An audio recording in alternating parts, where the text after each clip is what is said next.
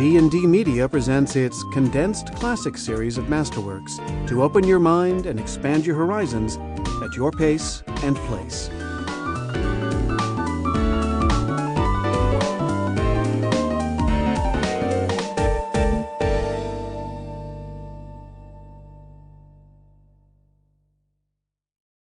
The Prince by Niccolo Machiavelli. History's greatest guide to attaining and keeping power, now in a special condensation. Abridged and introduced by Mitch Horowitz for the Condensed Classics Library. Preface: A different side of the Prince. It does not come naturally to me to introduce and abridge Niccolo Machiavelli's 1532 classic, The Prince. The Renaissance-era guide to gaining and holding power has been known for centuries as a blueprint to ruthlessness, deception, and even brutality. I have inveighed against current books like the 48 Laws of Power that endorse amoral or unethical methods of personal advancement. But that's the real world, argue the defenders of such books. Not my world, and not the one I encourage others to dwell in. How then do I justify this condensed and reader-friendly new edition of The Prince, a book considered the ur-text of guides to ruthless attainment? The fact is, as you will discover in this careful abridgment, the writer and diplomat Machiavelli imbued his work with a greater sense of purpose and ethics than is commonly understood.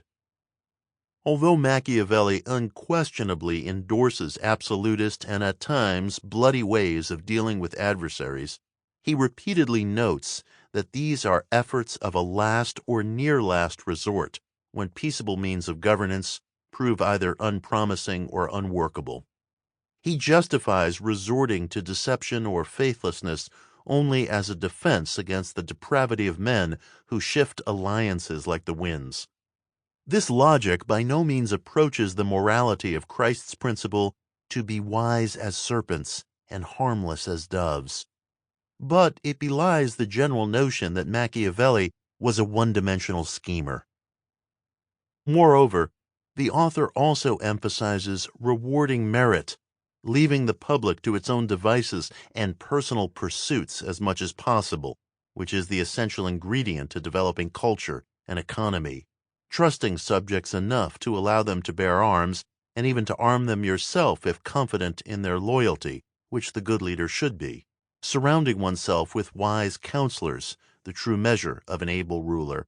Avoiding and not exploiting civic divisions, and striving to ensure the public's general satisfaction.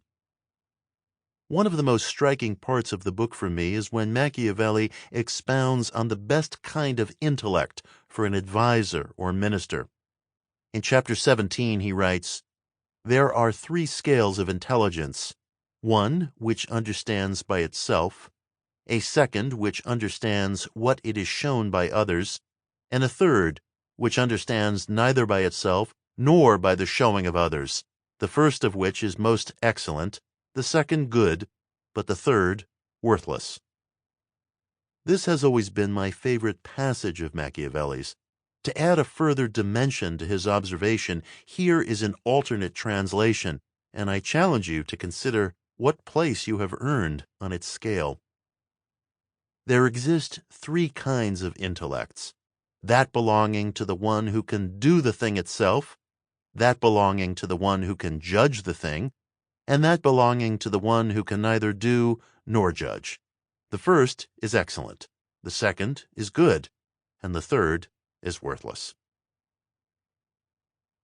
Some contemporary critics suggest that The Prince is actually a satire of monarchy, that under the guise of a guide to ruthless conduct, Machiavelli sends up the actions of absolute rulers and covertly calls for more republican forms of government.